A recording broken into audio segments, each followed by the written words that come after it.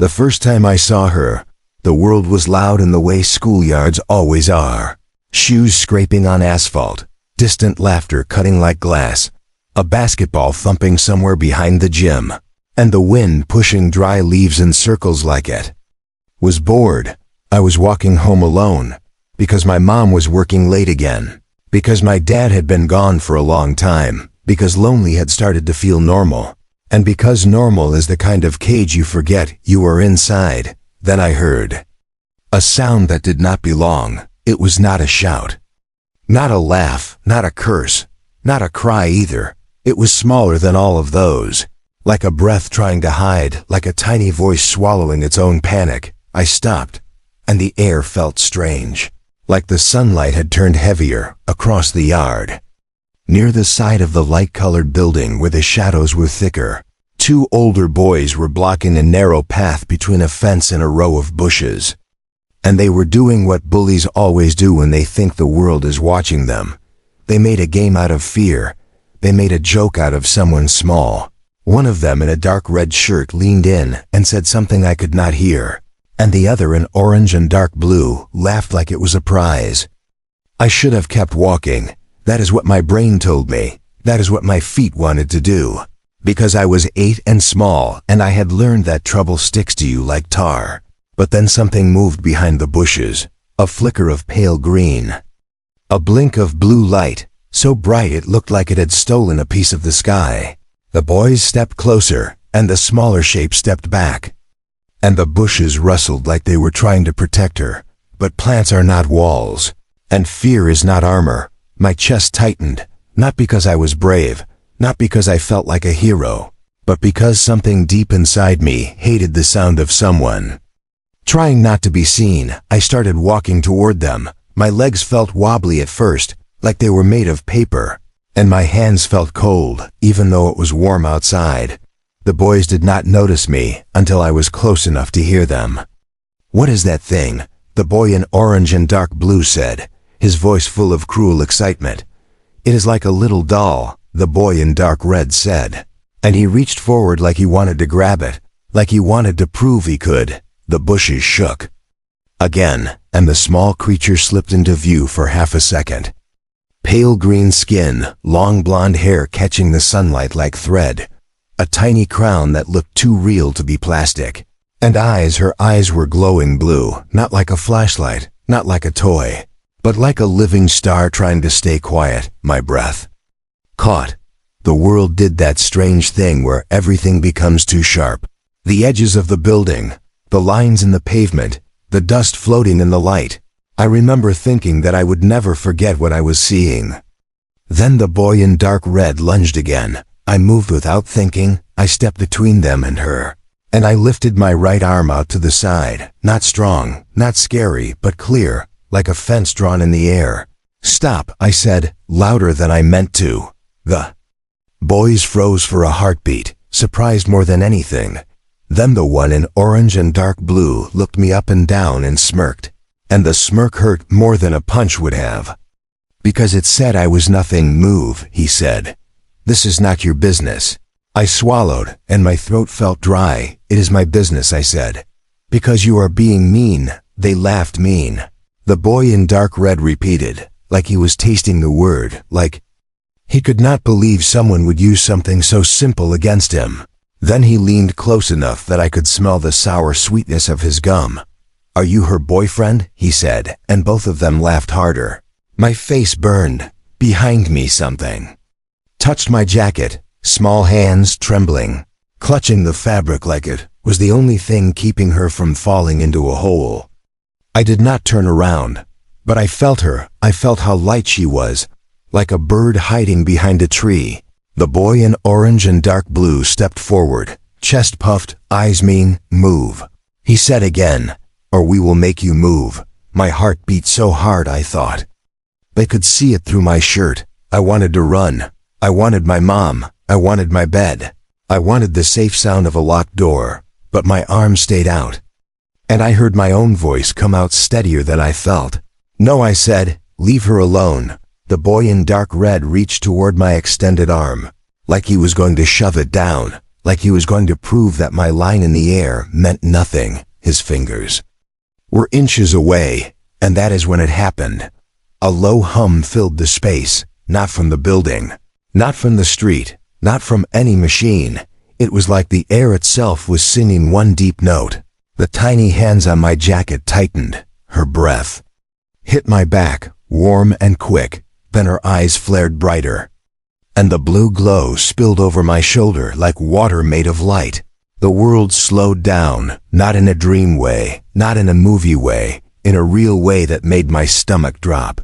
The boy in dark red was still reaching, but his fingers moved like they were pushing through thick honey. The laugh on the other boy's face stretched out, slow and ugly, like time that grabbed his cheeks and pulled.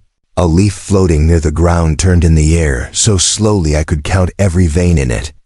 Even the distant basketball thump became a long-drawn sound, like the world had inhaled and forgotten how to breathe out. I could move. I looked down at my hand, and it moved normally, fast compared to everything else. I turned my head, and I saw her beside me, not fully hidden anymore. Still small, still doll-like, but alive in a way that made my skin prickle. Her crown glinted, her hair floated like it was underwater, and her glowing eyes were fixed on the boys with something that was not just fear, it was warning. I felt a wave of cold crawl over my arms. I whispered without meaning to, "What are you?" Her lips parted, and when she spoke, her voice came inside my head more than into the air. "Do not be afraid," she said, but her words were shaky, like she was trying to be brave too. The boy in dark reds fingers finally touched my arm, but it felt like a feather, because his strength could not catch up to time. I pulled my arm back, and he did not react fast enough to stop me. I stepped forward, keeping myself between them and her, and I looked directly into the stretched, slowed eyes of the boy in orange and dark blue. "You are going to stop," I said. And my voice sounded strange in the slowed world, deeper, heavier, like it had more space to live in. His mouth moved, trying to form words, but only a slow blur of sound came out. The alien girl's glow pulsed once, and the air hummed louder. Then time snapped back. The hum vanished. The leaf dropped to the ground like it had been released from a hand. The boys stumbled, suddenly off balance, suddenly confused, like they had missed a step on stairs they thought were solid. "What the boy in orange and dark blue shouted, his voice sharp now, real now. He looked around like he expected cameras, like he expected a trick. The boy in dark red's eyes went wide, and for the first time his face lost its smug shape. He had felt it too, even if he could not explain it. "I did not wait, run," I said, and this time I meant it, and I felt her fingers tighten again as she clung to my jacket. I took off across the yard. My shoes slapped the pavement. My breath burned. My heart hammered so hard it made my ribs ache. Behind us the boys shouted, angry and scared at the same time, the worst kind of angry. "Get back here," the one in dark red yelled, and I heard footsteps pounding after us. I sprinted toward the trees at the edge of the yard.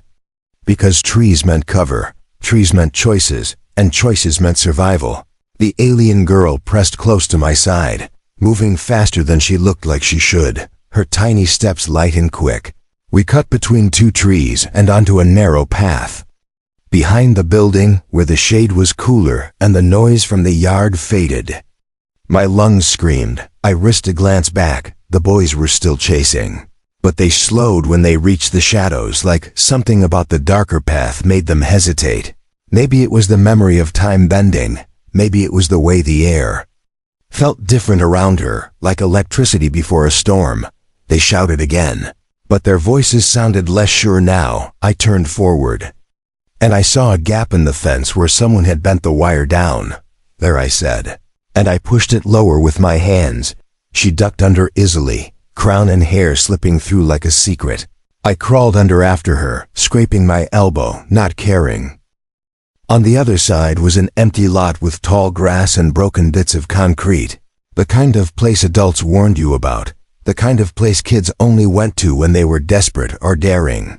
We ran into the grass. The blades slapped my knees. The seed heads brushed my face, and the air smelled like sun and dirt. Behind us, the boys reached the fence gap and tried to follow, but the wires snagged at their shirts, and they cursed, and they shoved. I did not stop until we reached a cluster of bushes near an old cracked wall, and only then did I crouch down, shaking, trying to pull air into my chest. The alien girl crouched beside me, her hands still gripping my jacket, her glowing eyes dimming. Slowly, like a lamp being turned down, she looked smaller now, exhausted, like whatever she had done had taken something out of her. I stared at her, my mouth open, my brain stuck between disbelief and terror. She looked at me like she was waiting for me to yell. Instead, my voice came out soft. "Are you okay?" I asked. Her head tilted, and the blue glow in her eyes flickered. "You protected me," she said. And this time her voice was not in my head, it was in the air, quiet, delicate, like a bell trying not to ring too loudly. "Of course I did," I said. Then I frowned because I did not know if that was true. "Not for everyone, not always, not in the world I knew." She blinked slowly, as if she was learning me. "They always hunt the small ones," she whispered. My stomach twisted. "Who is they?" I asked. Her fingers tightened again, and she looked toward the sky, even though we could not see it through the tall grass. "The ones who lost their home," she said. "The ones who survive by taking. The ones who think kindness is weakness." A shout cut through the grass behind us. The boys, they had gotten through the fence and were stomping into the lot, pushing tall grass aside, searching. My skin went cold. I looked around wildly. There was nowhere to run far enough, not with them close and my legs tired. I glanced at her. "Can you do that time thing again?" I whispered. She flinched, and her eyes dimmed more. "Not yet," she said. "It hurts, and it calls them." My throat tightened. "Calls who?" "Her." Gaze locked onto mine. And for the first time I saw real fear, deep fear, the kind that lives behind the eyes and never fully leaves. "The Seekers," she said. And she pressed her palm against her chest as if she could hold her heart in place. The grass rustled louder. Boys were close now, their voices louder, their laughter turning mean again because fear had turned into excitement. I saw the top of the dark red shirt through the grass. My hands shook. Then I remembered something my mom always said. Not in a heroic way, but in a tired way, in the way adults teach survival. If you are scared, make noise in the right direction. I grabbed a small rock and threw it hard toward the far side of the lot, toward the broken concrete, and it clattered loudly. The boys jerked their heads toward the sound. "There!" The orange and dark blue one yelled, and they started moving that way. I grabbed the alien girl's hand, and her skin felt cool, like the inside of a refrigerator. Not unpleasant, just different. "Come on," I whispered. And we slipped deeper into the bushes by the wall, crawling low, moving slowly, breathing shallow. We pressed ourselves into a hollow space where the wall had collapsed inward. A pocket of shade and weeds. The boys ran past, close enough that I could smell their sweat, close enough that if they had looked down, they would have seen us. My heart pounded so loud I thought it would betray us. The alien girl's small hand squeezed mine once, gentle, grateful. Then something else happened. The air shifted, not like wind, not like a cloud passing over the sun, like pressure, like the world itself had turned its head. The birds went quiet. The distant street noise became muffled. Even the boys' footsteps slowed, not because time bent, but because instinct warned them.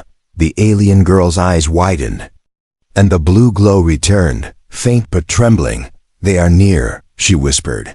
My mouth went dry. "Who?" I asked, even though I already knew. She pointed upward, and my eyes followed. And through a gap in the leaves I saw it. Not a ship like in cartoons. Not a shining saucer. It looked like a piece of the sky that did not belong. A dark shape sitting too still, too perfect, like a shadow cut out and hung in the air. Then a thin beam of pale light scanned across the lot. Quiet, searching, sweeping like a finger tracing a page. The boys screamed. They turned and ran, not brave anymore, not cool anymore. Just children suddenly remembering they were fragile. The beam tracked toward them for half a second, then shifted away, like it did not care about them. It cared about her. The alien girl pressed her back to the broken wall, shaking now, her crown glinting even in the shade. My mind spun. This is real, I thought. This is real, and I am inside it. I leaned closer to her and whispered, "What do they do if they find you?" Her lips parted, and the words came out like they cost her. "They take me apart to learn how I bend time," she said. "They sell what is left. They make toys out of living things. They make trophies out of fear." My stomach lurched. I clenched my jaw hard enough to hurt. "Not happening," I whispered. She stared at me, as if she did not understand that kind of promise. The beam swept closer. The pale light brushed the top of the bushes, and the leaves glowed like bones under skin. I could hear a faint sound now, a high, thin whisper, like a distant choir singing through metal. The seekers were communicating. My hands trembled. I looked around for something, anything, a plan, a miracle. And then my eyes landed on the fence line, far behind the lot, where a maintenance gate stood half open, leading to a back street. If we could reach that, we could reach the neighborhood, houses, people, doors, witnesses. The beam swept away for a moment, scanning another patch of grass. "That is our chance," I whispered. She shook her head, terrified. "I cannot run fast," she said, and the glow in her eyes flickered like a candle in wind. I tightened my grip on her hand. "Then I will carry you," I said. Her eyes widened. "You will be caught," she whispered. I swallowed, and my voice came out rough. "Then I will be caught," I said. The beam returned. Closer now, the seekers were narrowing down the lot like a net tightening. I did not wait for my fear to vote. I scooped her up against my chest, and she weighed almost nothing, like holding a backpack full of feathers. Her arms wrapped around my neck, her fingers cold against my skin. I burst from the bushes and ran. The grass whipped my legs. The sun flashed bright. My breath tore out of me. Behind me, the pale beam snapped toward us, as if it had finally smelled what it wanted. A sharp sound sliced the air, a sound like glass humming. The beam hit the ground a few feet behind me, and the grass there turned white. Not burning, not melting, just drained, as if color itself had been pulled out. I ran harder. The gate was closer, the street beyond it brighter. The alien girl clung to me and whispered something in a language I did not know. And her eyes flared again, blue and bright. Time slowed again. But not everywhere, only around us. The air thickened. The beam moved slower. The whispering sound stretched.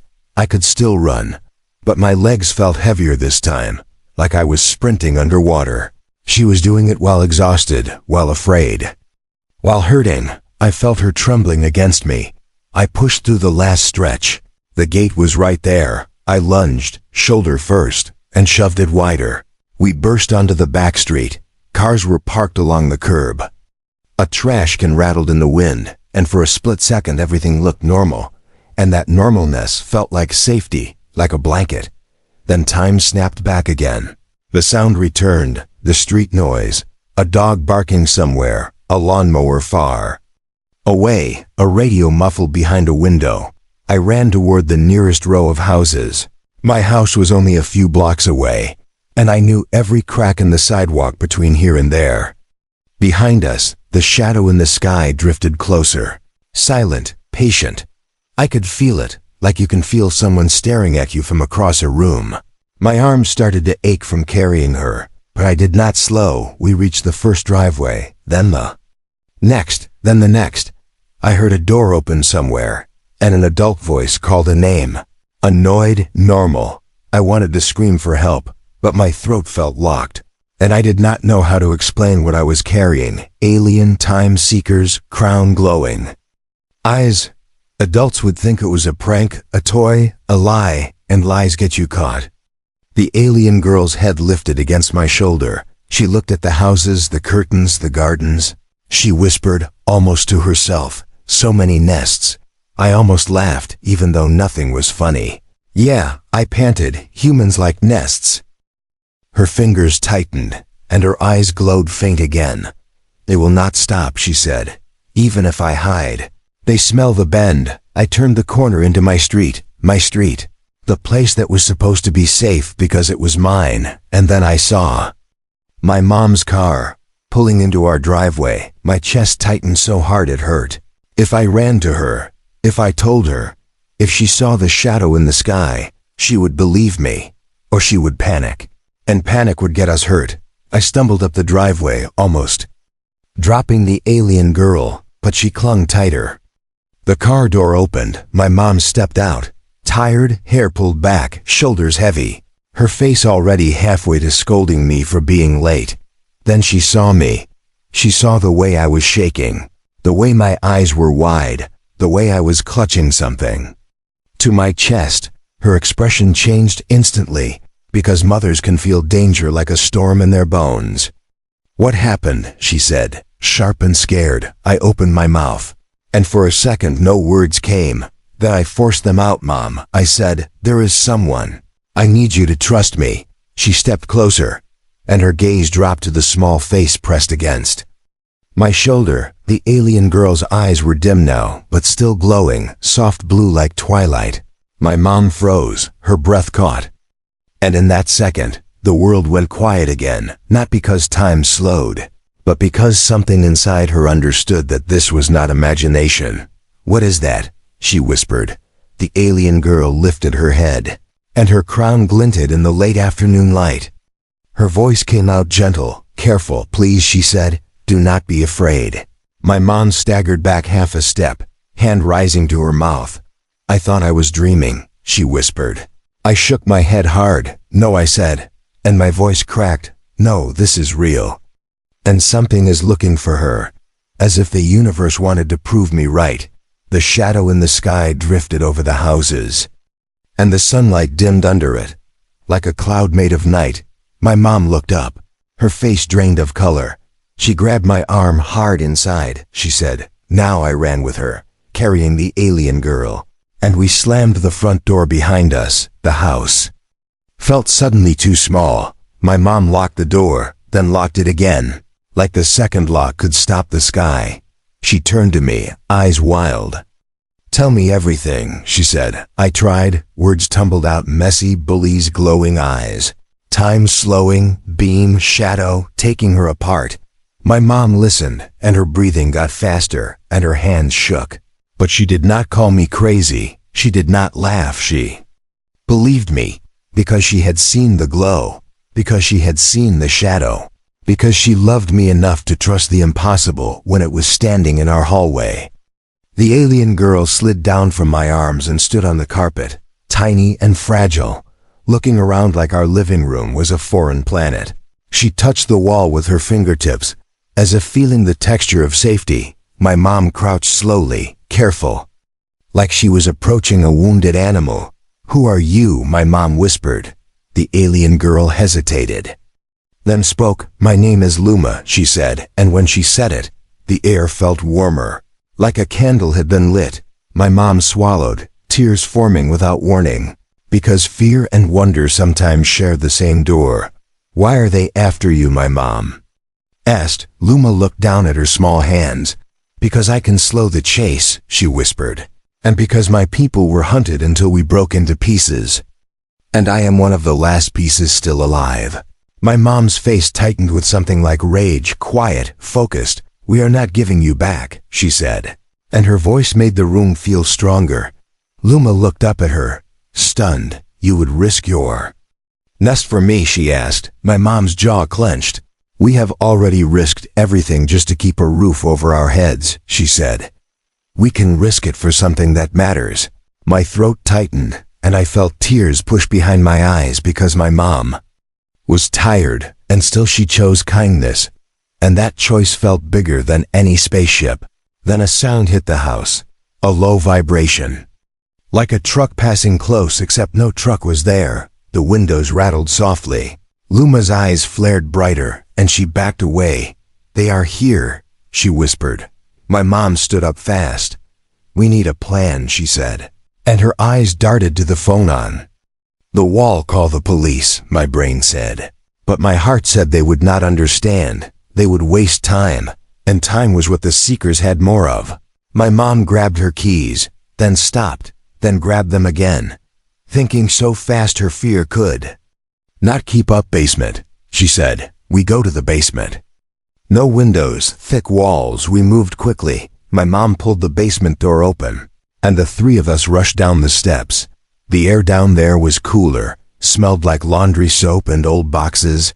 My mom switched on the light, and it flickered, then steadied. We huddled near the back wall where the concrete was thickest. Above us, the vibration grew stronger. A whispering sound seeped through the foundation like distant voices speaking through water. Luma pressed both hands against her temples, wincing. It hurts, she whispered. Their scanning touches everything. My mom crouched beside her. Can you hide from them? She asked. Can you make them look somewhere else? Luma shook her head, tears forming in her glowing eyes. I can bend time, she said, but I cannot erase myself. I cannot change what I am, and they feel the bend like a scent. My mom closed her eyes for one heartbeat, then opened them with a decision inside. Then we make them regret coming here, she said. I stared at her. How? I whispered. We are just us. My mom looked at me, and her eyes softened for half a second. No, she said. We are not just us. We are humans. And humans are terrifying when they decide someone under their roof is family. A loud crack sounded above, not wood snapping, not glass breaking, something deeper, like the air itself splitting. Dust drifted down from the ceiling beams. Luma flinched and cried out softly. They are sending a collector, she whispered. Not the ship, a hand. My stomach dropped. A hand. The basement light flickered again. Then the house above us creaked, as if something heavy had settled on the roof. My mom grabbed the flashlight and shoved it into my hand. Stay close to me, she said, and her voice shook. But it did not break. She reached into a cabinet and pulled out something I had never seen her touch before. A metal tool from her work bag. Heavy, solid. Not a weapon made for war, but a weapon made for survival. The stairs above us groaned. Then we heard it. A soft tapping sound, slow, patient, like fingernails on wood. Tap, tap, tap. Luma's eyes blazed bright blue, and the air hummed again. Time slowed. But this time it did not feel like a miracle. It felt like desperation. The tapping stretched out, each tap a long, dreadful moment. I could hear my own heartbeat, slow and huge. My mom moved closer to the basement door, shoulders squared, tool in her hand, breathing controlled. I did not understand how she could stand there, facing something from the sky. But I also did understand, because she had faced bills and grief and loneliness, and she had not folded. And this was just another monster wearing a different mask. The basement door handle began to turn, slowly, as if someone was testing it. My mom whispered through clenched teeth, Luma, keep this slow, keep it as long as you can. Luma's face tightened in pain. I cannot hold it long, she whispered. It burns. My mom nodded once. Then we do it fast, she said. The handle turned more. The door began to open, inch by inch, and in the thin crack of space, I saw something that made my stomach flip. A pale, jointed shape, not human, not animal, like a metal insect arm wearing skin that was not skin, reaching down into our house. Luma whimpered, and the blue light from her eyes flared so bright, it painted the basement walls an ocean color. My mom surged forward. She slammed the basement door upward into the reaching arm. Hard, the arm jerked, but in slowed time it moved too slowly to escape. My mom struck again, and again, each hit a heavy, decisive motion. The sound was muffled by the slow, but I could feel the impact in my bones. The arm tried to pull back, but time was thick, and it could not. My mom's face was wet with tears now, but her eyes were fire. Not, she shouted, and her voice sounded enormous in the slowed air. Not in my house, Luma cried out. And the hum wavered, time stuttered, the arm spasmed. Suddenly faster, trying to yank away, I reacted without thinking. I grabbed the flashlight and swung it like a club, smashing it down on the joint where the arm bent into the crack. Plastic snapped. Light burst. The bulb shattered, But my hands did not stop. I hit again, my mom hit again, and Luma's glow surged one last time. A pulse like a heartbeat made of lightning. Time snapped back. The basement filled with normal sound all at once. The creak, the crack, the rush. The arm shrieked, not with a voice, but with a sharp electric scream that made my teeth hurt. It yanked. Upward, tearing through wood, ripping splinters, retreating into the ceiling like a spider climbing away. Above us, the roof groaned. Then the vibration shifted, moving away. The whispering sound faded, like distant voices turning their backs. Silence dropped into the basement, heavy and shaking. My mom collapsed to her knees, breathing hard tool. Slipping from her hand, I stood there trembling, holding the broken flashlight, my arms aching. Luma sank to the floor, eyes dimming quickly, her glow flickering like it might go out forever. I crawled to her and gathered her gently in my arms. "Luma," I whispered, "please, please stay awake." Her eyelids fluttered. "You fought," she murmured. Like a child surprised by kindness, my mom crawled closer. Her hands careful, her voice soft now. "Are they gone?" she asked. Luma's lips trembled. "Not gone," she whispered, "just wounded." Confused. They did not expect the nest to bite. My mom let out a shaky breath that sounded like a laugh and a sob together. "Good," she said. "Let them be confused." I held Luma tighter. "Will they come back?" I asked. My voice small again. Luma looked at me. And even with her glow dim, her eyes were still the brightest thing I had ever seen. "Yes," she whispered. "But not like this. Not tonight. You bought time. You bought me time." My mom wiped her face with the back of her sleeve, then looked at me like she was seeing me for the first time, and the same time. "We cannot stay here," she said, and her voice was steady. "Again, we pack essentials. We go to my sister's outside town. We keep curtains closed. We keep lights low. We call no one until we understand what we are dealing with." I nodded, even though my brain felt like it was floating. Luma's fingers curled weakly around my shirt. "You should not do this," she whispered. "You will be marked." My throat tightened. "Then mark us," I whispered. "I am tired of a world where the small ones have to hide." My mom's hand rested on my shoulder. Warm, grounding. "We protect what is in front of us," she said. "That is what we do." Luma's eyes shimmered. And for a second, the blue glow brightened again. "Not like power, like emotion. On my world," she whispered. Those words were legends. I swallowed hard. "Then let them be real here," I said. Upstairs, the house creaked softly, settling back into its normal shape. Outside, somewhere far above, the shadow moved away into the clouds, wounded but not defeated. I knew this was not over. I knew the seekers would return. I knew the bullies would talk, and rumors would spread, and the world would start hunting for the truth the way it always does, greedy and loud. But in that basement, with my mom's hand on my shoulder and Luma's small body trembling in my arms, I felt something else too. I felt the kind of fear that can turn into courage.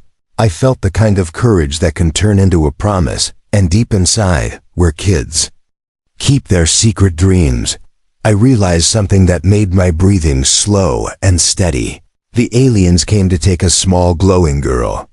They did not expect they would have to face an ordinary human family. They did not expect a tired mother with a broken heart and a fierce love. They did not expect an 8-year-old boy who would stand in front of the weak and say stop. They did not expect that when they pushed, we would push back. Luma lifted her head slightly, eyes dim but clear. "Why," she whispered, "why would you do this for me?" I looked at her, and I did not try to sound brave. I just told the truth. "Because you were scared," I said, "and because nobody should be alone in fear." Luma's eyes closed, and a single tear slid down her pale green cheek, glowing faintly in the basement light. Then she whispered the quietest words, like a vow being placed into the world.